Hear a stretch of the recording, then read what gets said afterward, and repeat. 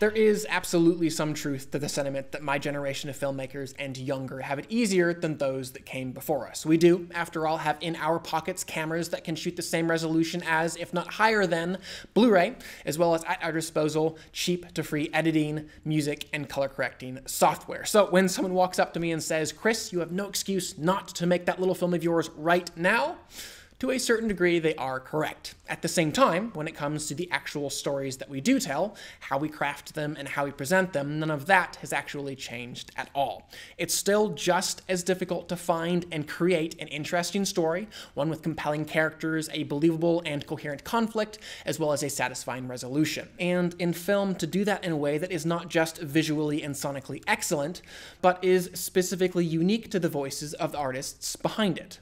I say all of this because the film that I'm reviewing today is quite different in some ways than a lot of the films that I review on this channel. Its visual and narrative simplicity, if you like, certainly portraying a very humble budget. Even so, I have chosen to take the time to review it because of those aforementioned elements. How the story was told, how the characters were presented, and how the central ideas were interwoven into all of it, those foundational elements were definitely there, and for the most part, handled quite well. Furthermore, there was undeniably a pair of very unique voices telling the story. Voices that, with much gusto and joy, just sung forth this film in a way that only they could. And that way, and those voices, were very, very quirky indeed. First off, the acting in this film, especially from its leads Kevin Abrams and Jeremy Hoffman, was handled with such absurd bravado and silliness. At the same time, it was never done with a wink to the camera, but committed to with the utmost sincerity and earnestness. In an intentionally hilarious way, it was almost like watching a pair of children playing pretend in their backyard. Which, quite frankly, makes me sitting here doing this kind of serious review rather silly. What I'm doing right now doesn't necessarily do this film justice. This film was light, breezy, and just plain silly, and really should be viewed as such. And it was that tone that Abrams's and Hoffman's acting styles really did serve quite well.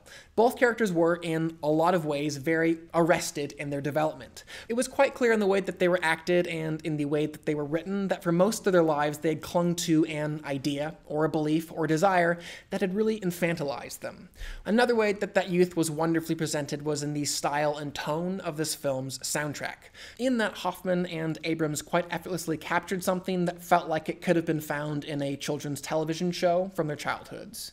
Something else that the creative team, who had little to no budget, did very intelligently to increase their production value was travel to some very gorgeous locales. The film really was stuffed with one beautiful location after another, which really did complement quite well the emotional journey that the characters were on.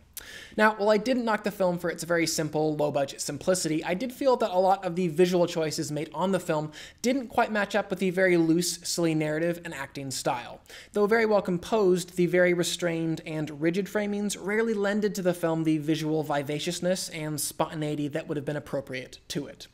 Ultimately, I really liked where the film went narratively. Its third act twists and turns probably my favorite part of the entire film. I was, however, hoping that as the narrative developed and took on some new weight and emotional truthfulness, that the wonderful Hamming acting style might, along with it, find something just a little more grounded and relatable. Instead, I felt like I was, to the very end, always kept just a little bit at arm's length from the characters, their desires, and their goals. There was just something so intentionally and appropriately shy and insecure about the way that those two characters interacted for 3/4 of the film. And I just felt like if they had shed that even just a little during that third act, we would have ended up with something more holistically satisfying.